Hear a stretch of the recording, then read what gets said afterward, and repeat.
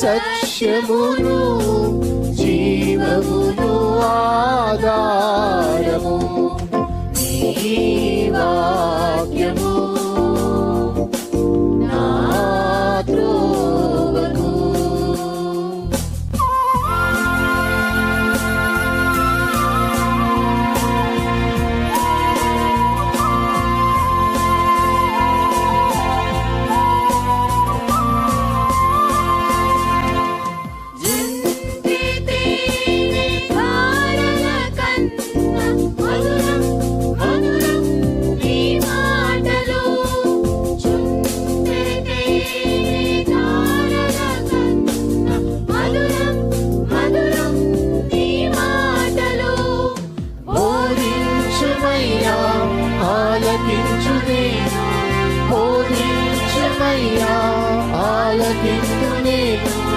అనుసరింతునయ్యా ఆత్మశక్తితో, అనుసరింతునయ్యా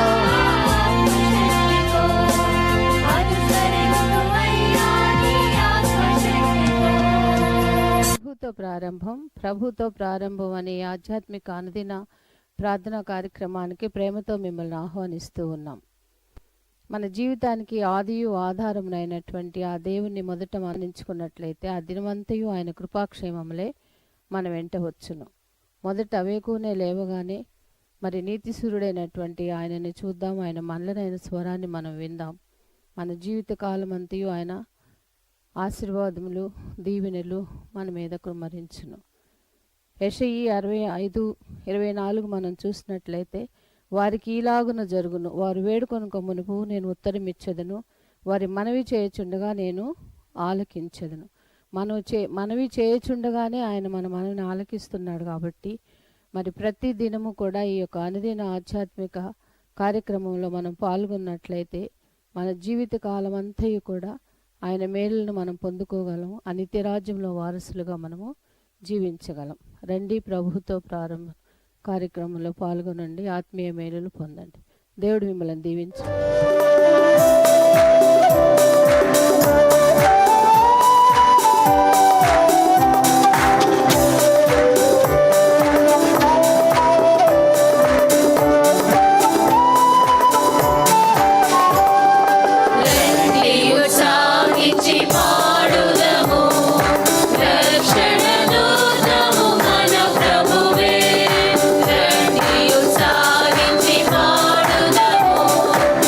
రక్షణ దూతము మన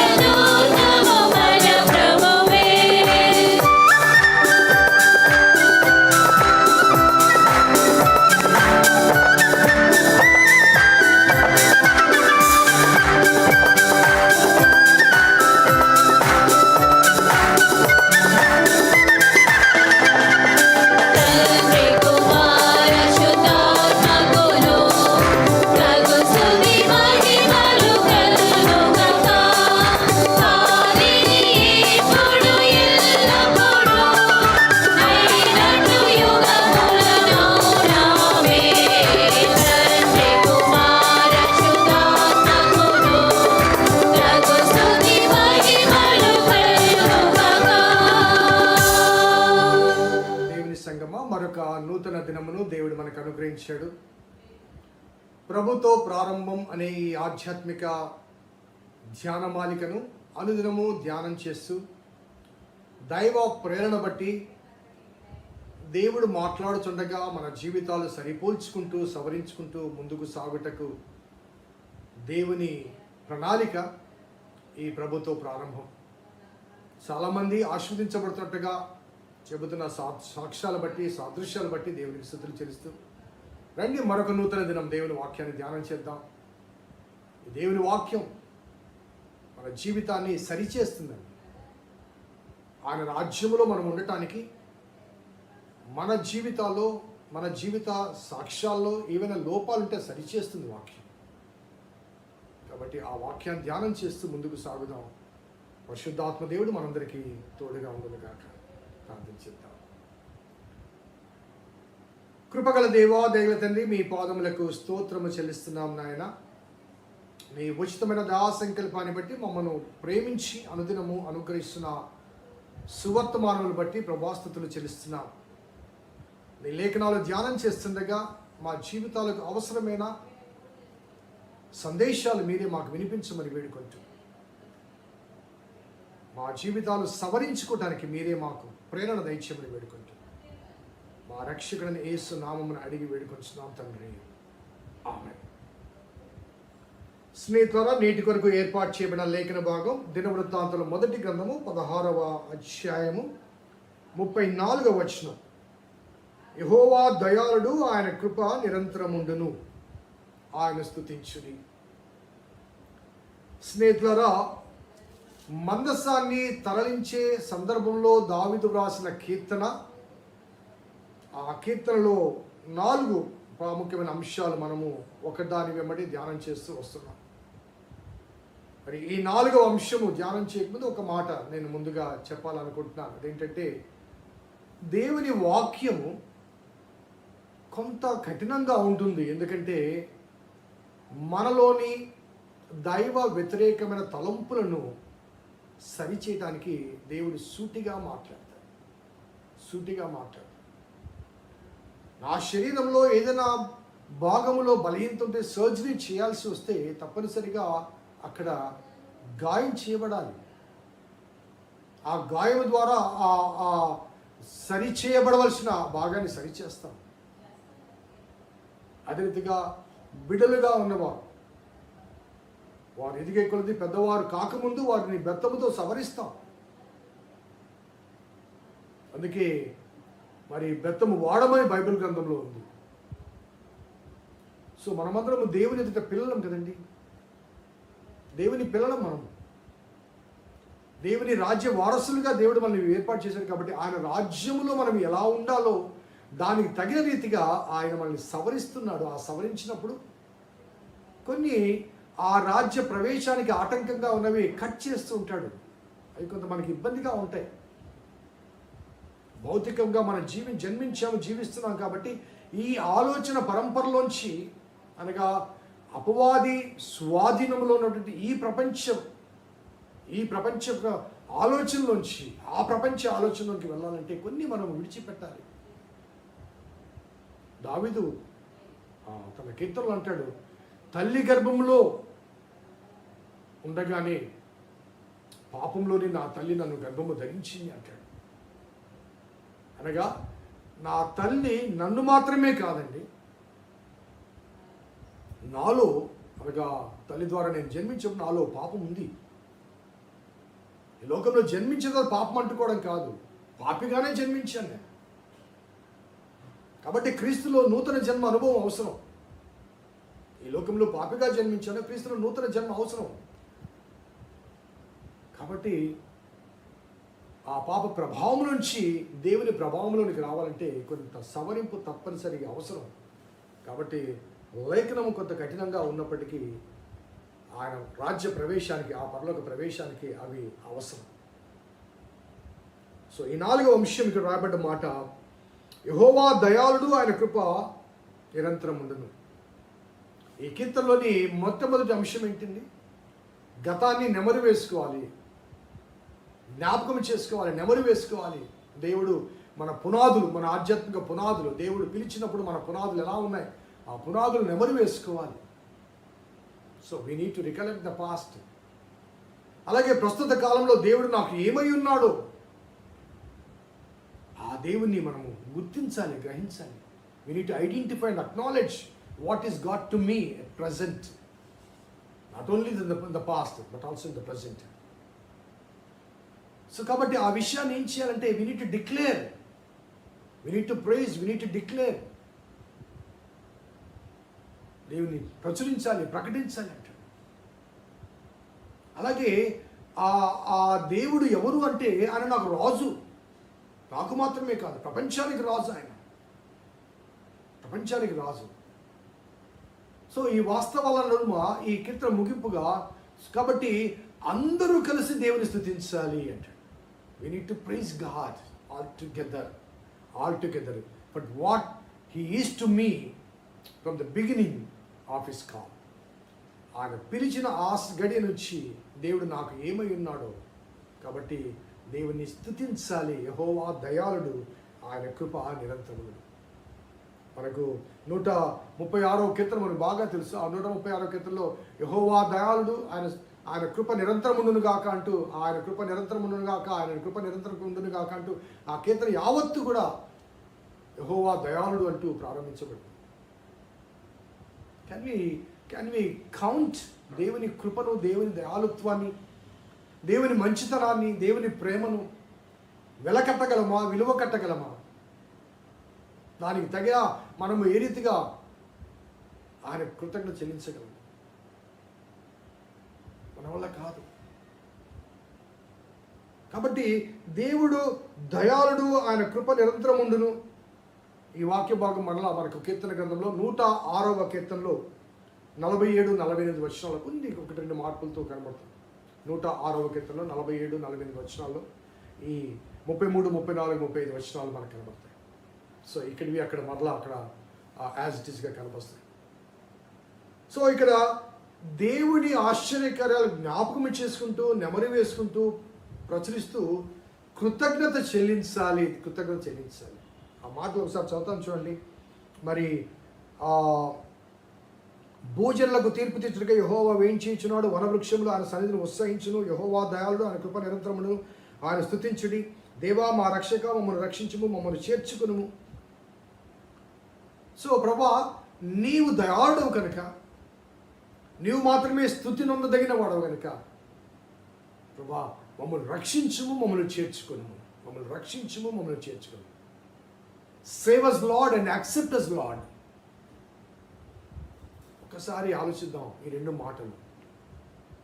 ఆనాడు దావీదు ప్రవచనాత్మకంగా ఆ మందసం అనగా దేవుని సన్నిధి కలిగిన ఆ మందసాన్ని తన పురమునకు తీసుకొచ్చే సందర్భంలో ఆ కీర్తనలో ఆ రెండు మాటలు జ్ఞాపకం చేసుకుంటే, సో దేవుడు తన సన్నిధిలో, తన రాజ్యములో నీవు నేను ఉండటానికి ఆయన సన్నిధిలో నుంచి తన కుమారుని మన మధ్యకి పంపించాడు. పరలోక సింహాసనాన్ని వదిలిపెట్టి ఆయన పశువుల పాకలో పవలించాడు. నిత్యము వేలాది దేవదూతుల చేత మరి ఆయన పరిశుద్ధుడు పరిశుద్ధుడు పరిశుద్ధుడు అంటూ కీర్తించబడుతూ కొనియాడబడుతున్న ఆ దేవాది దేవుని కుమారుడు దేవునితో సమానముగా ఉండుట విడిచిపెట్టకూడని భాగ్యమని ఎంచుకునలేదు, కానీ దాసుని స్వరూపము దాల్చి తను తాను తగ్గించుకుని, ఫిలిప్పీ పత్రికలో పౌలు చాలా స్పష్టంగా అంటాడు, మరణమగినంతగా అనగా సిలువ మరణమగినంతగా తను తాను తగ్గించుకుని, ఎందుకంటే నిన్ను హెచ్చించాలని, నన్ను హెచ్చించాలని, ఆయన సన్నిధిలో నీవు నేను ఉండాలని. సో ఆయన ఎందుకు నిమిత్తం ఇక్కడికి వచ్చాడంటే ఆయన మనల్ని రక్షించడానికి వచ్చాడు. ఆ రక్షణ అనగా పాపంలోంచి రక్షించి విడిచిపెట్ట కాదు, ఆయన పాపంలోంచి రక్షించి ఆదాము కోల్పోయిన ఆ స్థానంలోనికి చేర్చుకోవటానికి. సో ఆనాడు దావీదు మాటల్లో కూడా ఏమన్నది ఇక్కడ, ప్రభువా మమ్మును రక్షించుము, మా రక్షక మమ్మను రక్షించుము, మమ్మును చేర్చుకును. So this should be a thanking prayer of every believer.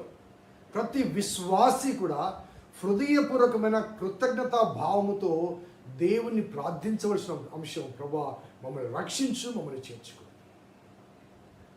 మన జీవిత కాలంలో ఎంత సంపాదించుకున్నా, ఎలా జీవించినా, ఏ స్థాయిలో ఏ స్థితిగతుల మీద జీవించినప్పటికీ కూడా ఆయన మన రక్షణలో మనం లేకపోతే, ఆయన రాజ్యములో మనం చేర్చుకోకపోతే మన జీవితం యొక్క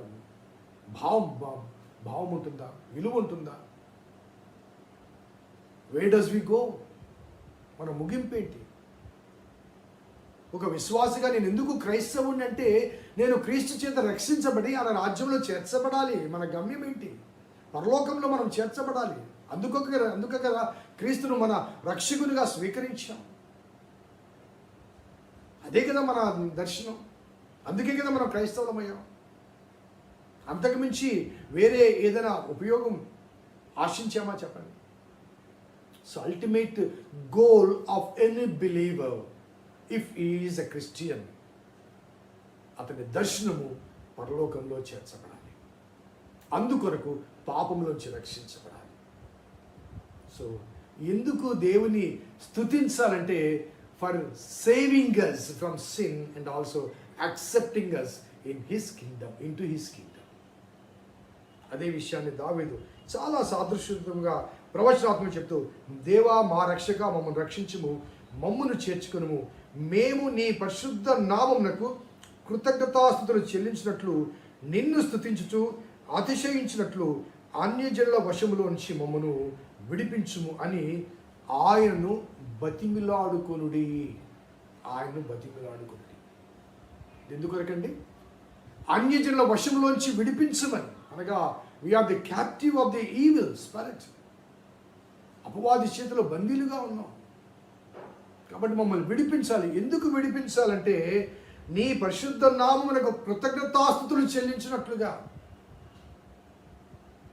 దేవా మమ్మల్ని రక్షించుము, మమ్మల్ని చేర్చుకునుము, నీ పరిశుద్ధ నామమునకు కృతజ్ఞతాస్తుతులు చెల్లించినట్లుగా.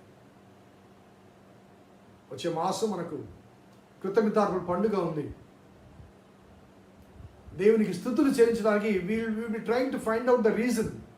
ఎందుకు స్తుతించాలి? కొంతమంది ఏమీ కారణాలు కనిపెట్టక ఏదో చిన్న మొత్తం అట్లా ఇస్తుంటారు. ఎందుకంటే అందరూ ఇస్తున్నారు కాబట్టి మేము కూడా ఒక కవర్ ఇవ్వాలి. Can you value the grace what you received in your life and in your family's life? మనం ఆ కృతజ్ఞత ఎలా చెల్లిస్తున్నాం ఒకసారి ఆలోచించండి. ఎంత ఇచ్చి ఏమిచ్చి ఆయన రుణాన్ని తీర్చుకోగలమండి? మొక్కుబడిగా ఏదో ఒకటి తీసుకుని వచ్చి మరలా జ్ఞాపకం. It is not going in to anybody's purse. Pastor గారి జోబులోకి వెళ్ళవు. పాస్టర్ గారు జీతమే తీసుకుంటాడు, మీకు తెలుసు. కానీ కృతజ్ఞత చెల్లించబడేది దేవునికి. ఆ చెల్లించే ఆ సమయంలో మనం ఏ భావముతో చెల్లిస్తున్నామో ఒకసారి ఆలోచించాలి. భావ వ్యక్తీకరణ చాలా అవసరం. కాబట్టి కృతజ్ఞత అర్పణ పండుగ అనేది it is an opportunity given unto us to thank God for what we are today, beginning from our forefathers. ప్రభువును నమ్ముకున్న ఆ క్షణము నుంచి, మన పితరులు కానీ మన తల్లిదండ్రులు కానీ మనము కానీ, ఆ క్షణం నుంచి దేవుడు నీకు కాపరిగా ఉన్నాడు, దేవుడు నీకు పోషకుడిగా ఉన్నాడు, దేవుడు నిన్ను భద్రపరచువాడుగా ఉన్నాడు, దేవుడు నీకు ఆపత్కాలంలో ఆశ్రయదుర్గముగా ఉన్నాడు. కష్టాల్లో, శ్రమల్లో, బాధల్లో తండ్రి అని పిలవగానే ఆయన ప్రత్యక్షమైన దేవుడు. అటువంటి దేవుడు ఎల్లవెల్లా నీకు కాపరిగా ఉండి కునుకక నిద్రపోక నిన్ను నన్ను కాపాడుతూ ఉంటే, ఆయన కృతజ్ఞతాస్తులు చెల్లించడానికి హస్తములు ముడుచుకుంటే ఎలా ఉంటుందండి? హస్తములు ముడుచుకుంటే ఎలా ఉంటుంది? గుప్పిలు విప్పలేకపోతున్నాం. I don't know why. గుప్పిలి విప్పితేనే కదండి ఆకాశాన్ని విప్పేది ఆయన. మన విత్తనాలు విత్తితేనే కదండి మరలా పంట వచ్చేది.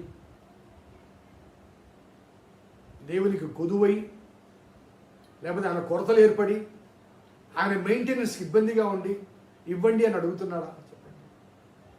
ఒకసారి ఆలోచించండి. మాసిలవరబడి గారు భక్తుడు చెప్తాడు, ఆయన దేవునికి ఇచ్చి ఎవరు దేవుణ్ణి గొప్పవారు చేయలేరండి. Nobody can make God rich by giving to God. దేవునికి ఇచ్చిన ద్వారా దేవుని దృష్టిలో మనం గొప్పవాళ్ళం అవుతాం. దేవుని దృష్టిలో మనం గొప్పవాళ్ళం అవుతాం. సో ఇట్ ఈస్ కృతజ్ఞతార్పణలు చెల్లించడి, కృతజ్ఞతాస్తుతులు చెల్లించడి అంటూ నిన్ను స్తుతించినట్లుగా, నిన్ను బట్టి అతిశయించినట్లుగా అన్యజనుల వశంలోంచి మమ్మల్ని విడిపించు ప్రభువా. So ultimately we need to praise God, we need to thank God. So భౌతికంగా మనం పొందిన వాటి గురించి స్తుతులు చెల్లిస్తాం. ఒక అద్భుతం చేశాడు దేవుడు, ఒక ప్రమాదం తప్పించాడు, ఒక బలింత తొలగించాడు, ఒక సక్సెస్ ఇచ్చాడు, ఒక ఆస్తి ఇచ్చాడు, ఒక ఐశ్వర్యం ఇచ్చాడు. అవి డే టు డే లైఫ్ సంబంధించినవి. అవి అనుదిన జీవిత అనుభవాల మధ్య ఎప్పటికప్పుడు మనం చెల్లించేవి. కానీ అల్టిమేట్గా నిజమైన స్తుతి దేని కొరకంటే, ఆయన మనల్ని రక్షించుటకు మన మధ్యకు వచ్చి మనని ఆయన రాజ్యంలో చేర్చుకోవడానికి, మన రాజ్యంలోనికి ఆయన వచ్చి ఆయన ఉండు స్థలములో మనమును ఉండులాగున మనకు స్థలమును సిద్ధపరిచిన దేవుడు. So to thank God for the provision, the heavenly provisions what he has extended unto us. ఈ లోకములో మనం పొందిన వాటిని ఒకనాడు విడిచిపెట్టాలి, కానీ ఆయన మనకు అనుగ్రహించిన ఆ పరలోక స్వాస్థ్యం అనేది ముగింపు లేని స్వాస్థ్యం. దుఃఖము, బాధ, కన్నీరు, వేదన లేని మరో ప్రపంచం అది. ఏ మానవుడు తన కష్టార్జితం చేత స్వార్జితం చేత సంపాదించుకోలేని స్వాస్థ్యాన్ని మనకు అనుగ్రహించినకు అక్కడి నుంచి ఇక్కడికి వచ్చి మనల్ని రక్షించి మనం చేర్చుకున్నాడు. ప్రభా, I thank God for saving me and for accepting me in to your Kingdom. నన్ను రక్షించినందుకు, నన్ను చేర్చుకున్నందుకు నీకు స్తుతులు చెల్లించాను. సో ఈ కీర్తన ముగిస్తూ స్తుతులు చెల్లిస్తాడు. Not only this song, you verify all the songs, all the 71 songs written by David concludes with a praise and thanksgiving. ప్రతి కీర్తన కూడా, ఏ సమస్యలో కానీ ప్రతి కీర్తన కూడా దావీదు ముగించే కీర్తన స్తుతితో, కృతజ్ఞతతో కీర్తన స్తుతిస్తాడు, ముగిస్తాడు. మన జీవితాల్లో కూడా దేవుడు మన జీవితాలు చేసిన ఆశ్చర్యకార్యాన్ని నెమరు వేసుకుంటూ beginning from day one we need to recollect the past. We need to recognize what he is doing to us. We need to publish among all the nations, and we need to invite God as my king, and we need to thank God for saving us and accepting us in his kingdom where he is king forever. ప్రార్థన చేద్దాం. కృపగల దేవా, దయగల తండ్రి, మీ పాదములకు స్తోత్రము చెల్లిస్తున్నాం నాయన. నీ ఉచితమైన దయా సంకల్పాన్ని బట్టి మమ్మల్ని ప్రేమించి ప్రోత్సహించి ఈ కీర్తనలోని 4 అంశాలు, 4 భాగాలు మాకు విశదపరిచారు ప్రభా. స్తుతులు చెల్లిస్తాం. మా వ్యక్తిగత జీవితానికి అన్వయించుకొని ఆ కృతజ్ఞతా భావముతో ప్రభా నిన్ను రాజుగా అంగీకరించి నీ ఆధిపత్యంలో ముందుకు సాగుటకు మీ కృప దయచేయమని మా రక్షకుడైన యేసు నామమున అడిగి వేడుకొంచున్నాం తండ్రి. ఆమేన్. తండ్రి, కుమార, పరిశుద్ధాత్మ త్రియేక దేవుని దీవెన ఈ వాక్యం విన్న బిడ్డలకు, వాక్యాభిలాషులకు, వారి భవిష్యత్ జీవిత దర్శనానికి సదా తోడేయును గాక. ఆమేన్. God bless you.